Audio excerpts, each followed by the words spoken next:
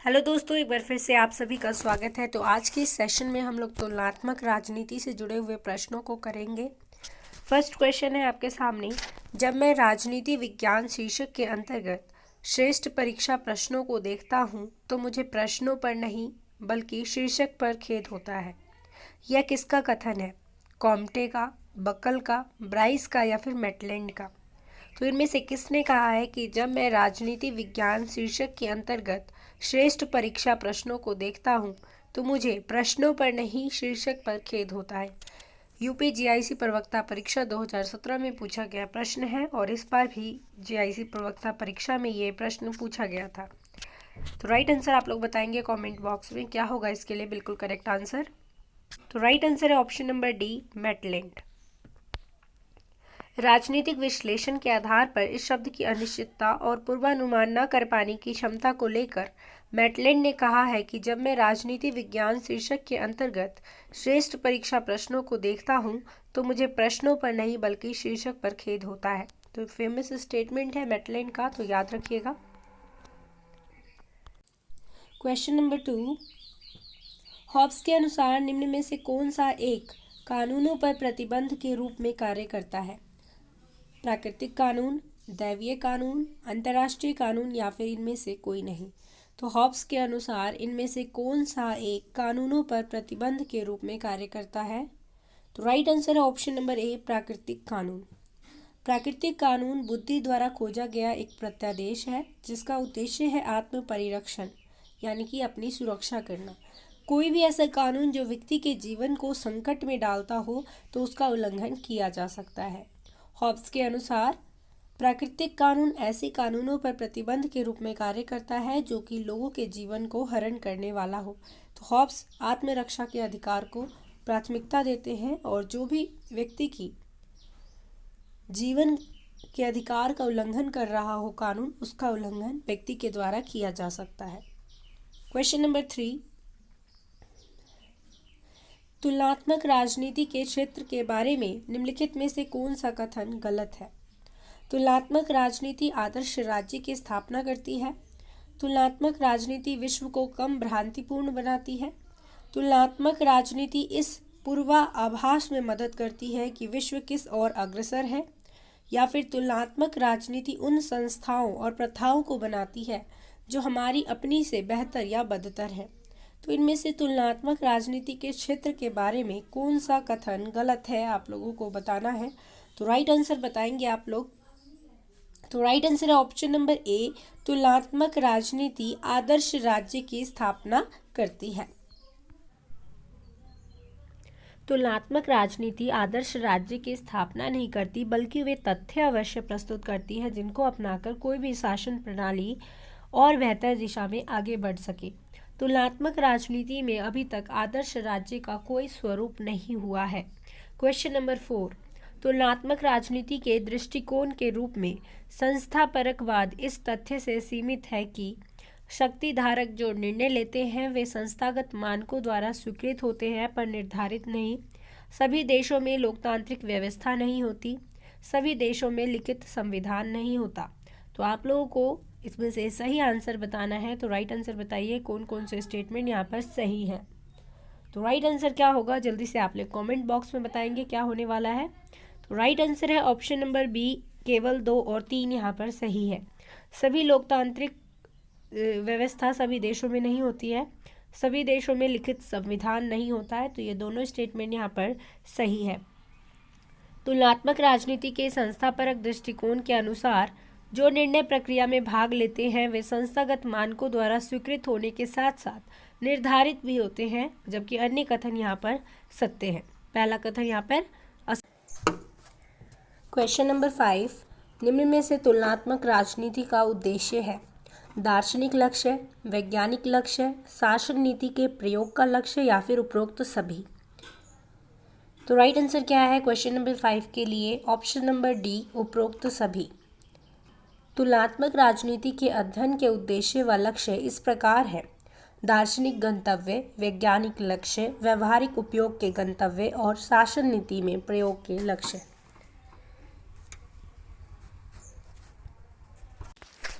Question number 6, निम्न में से कौन सी तुलनात्मक राजनीति के परंपरागत उपागम की विशेषता नहीं है?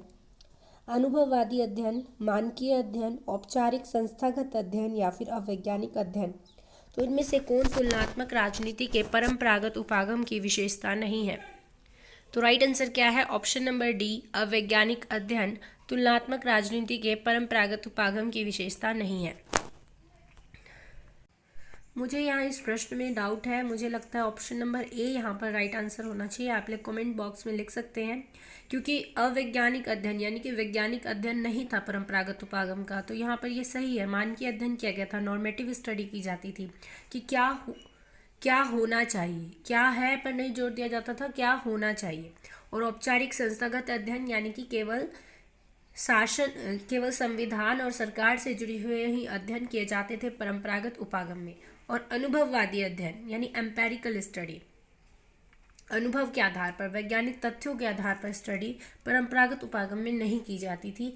तो राइट आंसर यहाँ पर ऑप्शन नंबर ए होना चाहिए। यहाँ पे पूछा गया कि कौन सी विशेषता नहीं है, तो राइट आंसर आप लोग बता सकते हैं कमेंट बॉक्स में, क्योंकि इसमें कुछ प्रश्नों के आंसर गलत भी दिए हुए हैं। ऐसा नहीं है कि सारे प्रश्न के आंसर यहाँ पर सही ही दिए गए हैं। क्वेश्चन नंबर 7, तुलनात्मक राजनीति के अध्ययन में पारंपरिक उपागमों में उपेक्षा हुई है। तो पारंपरिक उपागम जो है तुलनात्मक राजनीति का, उसमें किसके अध्ययन की उपेक्षा हुई है? सरकारों के अध्ययन के, आनुभविक अनुसंधानों की, संस्थाओं के वर्णन की या फिर संविधानों की तुलना की। तो इसमें से कौन सा पारंपरिक उपागम में किसका अध्ययन नहीं किया गया है, आप लोगों को बताना है। तो राइट आंसर है ऑप्शन नंबर बी, आनुभविक अनुसंधानों की। पारंपरिक उपागम में अनुभविक अनुसंधान नहीं किए जाते थे, जबकि सरकारों के अध्ययन पर जोर दिया जाता था, संस्थाओं के वर्णन पर जोर दिया जाता था, संविधानों की तुलना पर भी जोर दिया जाता था। तुलनात्मक राजनीति के अध्ययन में पारंपरिक उपागमों में अनुभविक तथ्यों पर जोर नहीं दिया गया और तथ्यों के सुनिश्चित परिमाणन का अभाव ही रहा। पारंपरिक उपागम में सरकारों का अध्ययन, संस्थाओं के वर्णन तथा संविधानों की तुलना पर बल दिया गया है। क्वेश्चन नंबर 8, तुलनात्मक राजनीति सब कुछ है या कुछ भी नहीं है? यह कथन है मैक्रिडिस का, जी.के. रॉबर्ट्स का, जीन ब्लॉन्डेल का या फिर स्पेंगलर का। तो तुलनात्मक राजनीति सब कुछ है या कुछ भी नहीं है, ये स्टेटमेंट किसने दी है, आप लोग बताएंगे कमेंट बॉक्स में। आप लोग ज़्यादा से ज़्यादा वीडियो सेशन को शेयर कीजिए और अपने फीडबैक को कमेंट बॉक्स में जरूर लिखिए। तो राइट आंसर है option number B, G K. Roberts ने यह कथन कहा है कि तुलनात्मक राजनीति सब कुछ है या कुछ भी नहीं है। तुलनात्मक राजनीति विभिन्न परिवेश तथा विभिन्न देशों में राजनीतिक व्यवस्थाओं का तुलनात्मक अध्ययन करता है। इसके अध्ययन के विषय वस्तु को लेकर हमेशा संशय बना रहता है कि यह केवल राजनीतिक संस्थाओं का तुलनात्मक अध्ययन है या इसमें राजनीतिक विकास, राजनीति आधुनिकीकरण या सामाजिक, आर्थिक, सांस्कृतिक विकास आदि विषय को भी शामिल किया जाए। इसी विषय वस्तु के संदर्भ में जी.के. रॉबर्ट्स ने अपनी शोध कंपैरेटिव पॉलिटिक्स टुडे में लिखा है कि तुलनात्मक राजनीति या तो सब कुछ है या कुछ भी नहीं है। तो ये याद रखिए, उनका एक रिसर्च है कंपैरेटिव पॉलिटिक्स टुडे, किसका? जी.के. रॉबर्ट्स का, और उन्होंने उसी में लिखा है कि तुलनात्मक राजनीति या तो सब कुछ है या कुछ भी नहीं है। क्वेश्चन नंबर 9, अध्यक्षात्मक शासन का सैद्धांतिक आधार क्या है? शक्तियों का संतुलन, शक्तियों का पृथक्करण, शक्तियों का एकीकरण या उपयुक्त में से कोई नहीं। तो राइट आंसर क्या होगा, जल्दी से आप लोग बताएंगे। टीजीटी परीक्षा 2013 में आया हुआ प्रश्न है। तो राइट आंसर है ऑप्शन नंबर बी, शक्तियों का पृथक्करण। अध्यक्षात्मक शासन का सैद्धांतिक आधार शक्तियों के पृथक्करण का सिद्धांत है, जो शासन के विभिन्न अंगों में शक्तियों के वितरण से संबंधित है। शक्ति पृथक्करण के सिद्धांत का अर्थ यह है कि शासन की शक्तियां, दायित्व एवं नियंत्रण किसी एक व्यक्ति या संस्था के हाथों में केंद्रित न रहे, बल्कि वे शासन की विभिन्न शाखाओं में बटे हों और ये शाखाएं एक दूसरे से स्वाधीन हों। क्वेश्चन नंबर 10, तुलनात्मक राजनीति का अध्ययन समसामयिक राजनीति विज्ञान का हृदय है। तुलनात्मक राजनीति का अध्ययन समसामयिक राजनीतिक विज्ञान का हृदय है, यह किसने कहा है? एम कर्टिस ने, जी.के. रॉबर्ट्स ने, जीन ब्लॉन्डेल ने या फिर आर.सी. मैक्रिडिस ने। तो ये कहा है एम कर्टिस ने। वर्तमान समय में तुलनात्मक राजनीति में विभिन्न देशों की राजनीतिक व्यवस्थाओं जैसे संसदात्मक, अध्यक्षात्मक, संघात्मक, एकात्मक, निर्णय निर्माण प्रक्रिया, शक्ति संरचना तथा शासन प्रणालियों का अध्ययन किया जाता है। इसके अलावा इसमें राजनीतिक विकास, राजनीतिक समाजीकरण, आधुनिकीकरण, सांस्कृतिकरण आदि का भी अध्ययन किया जाता है। इसके महत्व को देखते हुए एम कर्टिस ने लिखा है कि तुलनात्मक राजनीति का अध्ययन समसामयिक राजनीति विज्ञान का हृदय है। क्वेश्चन नंबर 11, तुलनात्मक राजनीति का प्रथम अग्रगामी विचारक कौन था? प्लेटो, अरस्तु, मैकियावेली या फिर हॉब्स? तो तुलनात्मक राजनीति का प्रथम अग्रगामी विचारक कौन था? तो तुलनात्मक राजनीति का प्रथम अग्रगामी विचारक कौन था? तो राइट आंसर है ऑप्शन नंबर बी, अरस्तु। तुलनात्मक राजनीति का प्रथम अग्रणी विचारक अरस्तु को माना जाता है। 158 संविधानों का तुलनात्मक अध्ययन करने के पश्चात अरस्तु ने यूनान के लिए अपेक्षाकृत बेहतर शासन प्रणाली की रूपरेखा बनाई थी। क्वेश्चन नंबर 12, सरकार का व्यवस्थित वर्गीकरण सर्वप्रथम प्रस्तुत किया गया था? प्लेटो द्वारा, अरस्तु द्वारा, मैकियावेली द्वारा या फिर मॉन्टेस्क्यू द्वारा? तो सबसे पहले सरकार का व्यवस्थित वर्गीकरण इनमें से किसने प्रस्तुत किया था? तो राइट आंसर है ऑप्शन नंबर बी, अरस्तु। सरकार का व्यवस्थित वर्गीकरण सर्वप्रथम अरस्तु द्वारा प्रस्तुत किया गया था। अरस्तु के वर्गीकरण का आधार यह था कि क्या किसी देश में सत्ता एक व्यक्ति के हाथ में रहती है या गिने चुने लोगों या फिर बहुत सारे व्यक्तियों के हाथ में रहती है। अरस्तु का ध्येय इस वर्गीकरण के आधार पर आदर्श शासन प्रणाली की रूपरेखा प्रस्तुत करना था।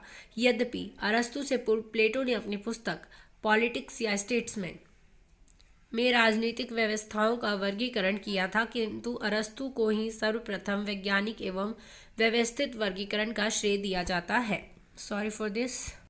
क्वेश्चन नंबर 13, निम्नलिखित वक्तव्यों में से कौन सा संवैधानिक सरकार की प्रकृति को ठीक प्रकार से स्पष्ट करता है?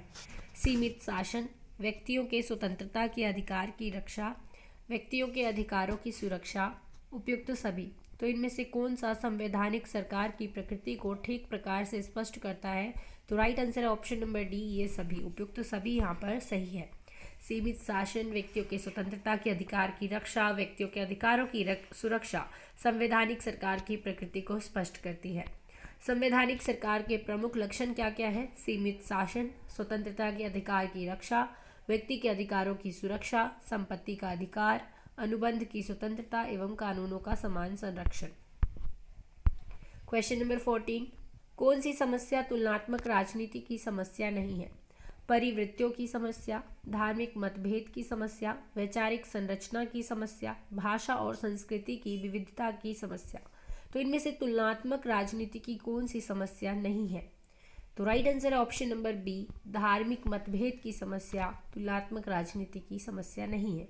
तुलनात्मक राजनीति की प्रमुख समस्याएं क्या क्या है? प्रत्ययों की रचना एवं परिभाषा, अमूर्तीकरण के स्तर एवं वर्गीकरण, तथ्य एकत्रीकरण, मानकों, संस्थाओं व व्यवहार में अंतः संबंध की समस्या और पृष्ठभूमि परिवर्तियों की समस्या। प्रश्न में दी गई समस्याएं इन्हीं मुख्य समस्याओं की उप समस्याएं हैं, जिनमें से धार्मिक मतभेद की समस्या तुलनात्मक राजनीति की समस्या नहीं है।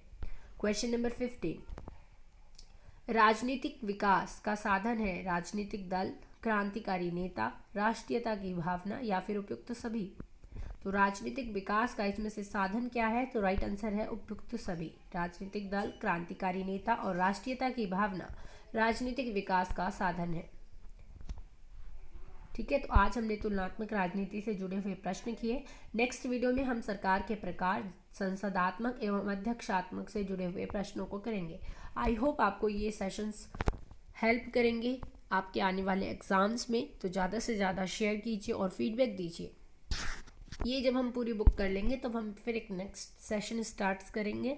तो जल्दी से इसको हम करते हैं पहले फुल, क्योंकि इसमें जो भी पिछले एग्जाम्स में क्वेश्चंस आए हुए हैं उनको एक ही जगह रखा गया है, जो कि बहुत ही अच्छी चीज़ है। एक टॉपिक के सारे क्वेश्चन एक ही जगह पर हैं, तो हमें एक बार इसको पढ़ लेना चाहिए। तो आई होप आप लोग को वीडियो सेशन पसंद आया होगा, तो ज़रूर लाइक करिए, दोस्तों में शेयर कीजिए और सब्सक्राइब नहीं किया तो सब्सक्राइब कर लीजिए, बेल आइकन को प्रेस कर दीजिए। तो मिलते हैं नेक्स्ट वीडियो में, तब तक के लिए धन्यवाद।